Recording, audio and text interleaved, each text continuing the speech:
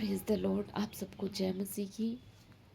पिछले दिनों में मैंने परमेश्वर ने कुछ बातों से, कुछ घटनाओं से मुझे बहुत कुछ सिखाया और वो चीज़ें मैं आपके साथ शेयर करना चाहती हूँ। मेरा विश्वास है कि आप इससे आशीषित होगे। हालेलुया। बाइबल में नीति वचन में लिखा हुआ है कि यदि तुझ में भला करने की शक्ति हो तो भला करने से मत रुकना। और सेम ये भी लिखा हुआ है कि पहले अपनी चौकसी करना, अपने आत्मा में के लिए अलर्ट रहना। मतलब परमेश्वर ने हम पर प्रेशर नहीं डाला कि खुद को दुख देकर, खुद को तकलीफ देकर, खुद को इग्नोर करके कुछ करना है। नो, परमेश्वर ने कहा कि अपनी चौकसी करना, अपने अपने में भी अलर्ट रहना कि तू गिर ना जाए, तू फंस ना जाए कहीं पर। तो हालेलुया।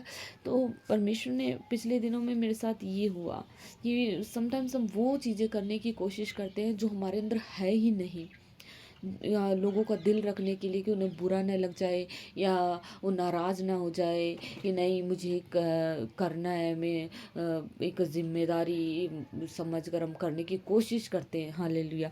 लेकिन क्या होता है कि जब हम हालांकि परमेश्वर ने मुझे पहले भी सिखाया है कि कुछ चीज़ों को अपने अंदर नहीं रखना, पहले क्लियर कर देना उन चीज़ों को।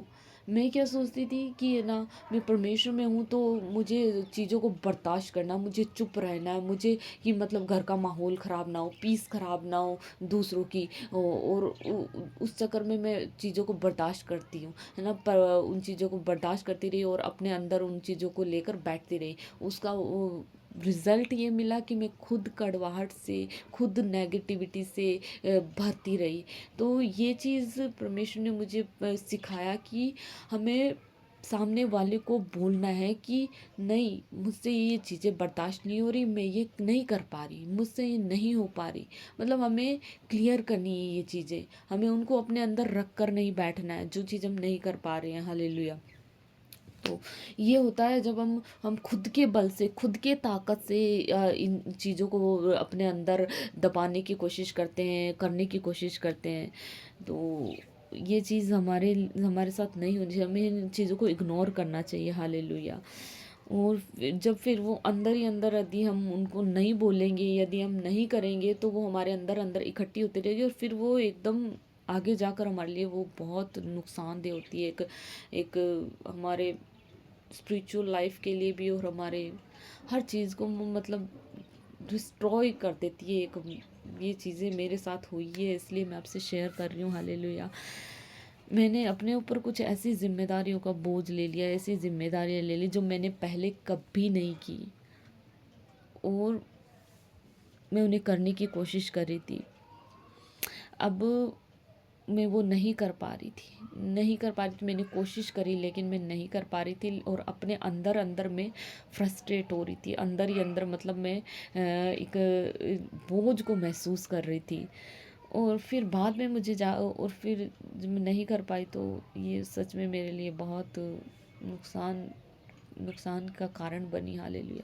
लेकिन मुझे बाद में परमेश्वर ने सिखाया, यदि मैं पहले स्टेज पर उन चीज़ों को मना कर देती कि नहीं मैं नहीं कर सकती, मुझे इस बात से मैं मुझसे नहीं हो पा रहा, तो मुझे लगता है कि सामने वाले को थोड़ा सा ही बुरा लगकर और रह जाएगा, है ना।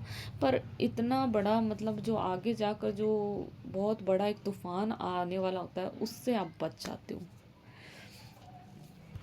हालेलुया।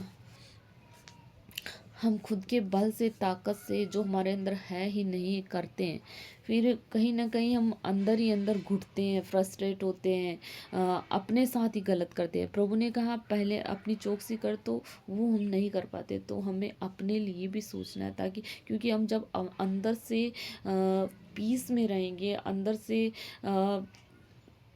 क्लियर रहेंगे, तभी हम स्पिरिचुअली और हर चीज़ को मैनेज कर पाते हैं, हम चीज़ों को मैनेज कर पाते हैं। हालेलुया। हालांकि बाद में मैंने जो ये सब बातें हुई, मैंने उसमें कुछ बातों के लिए मैंने पश्चाताप भी किया, माफ़ी भी मांग ली। जिसके साथ मेरा ऐसा मतलब एक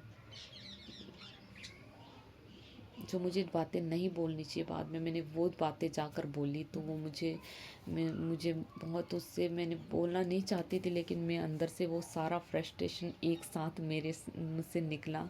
तो बाद में मैंने माफ़ी भी मांग ली थी, पश्चाताप भी कर लिया था। और ये माफ़ी मांगना भी मेरे लिए बहुत मुश्किल था, क्योंकि एक खुद के ईगो को साइड में रख कर मतलब आप सामने वाले को बहुत मुश्किल होता है। लेकिन मैं जब प्रार्थना में बैठ रही थी, मेरे अंदर पीस नहीं थी। मैं ऐसा लग रहा था जैसे कुछ मिस कर रही हूँ, परमेश्वर की प्रेजेंस को मिस कर रही हूँ मैं।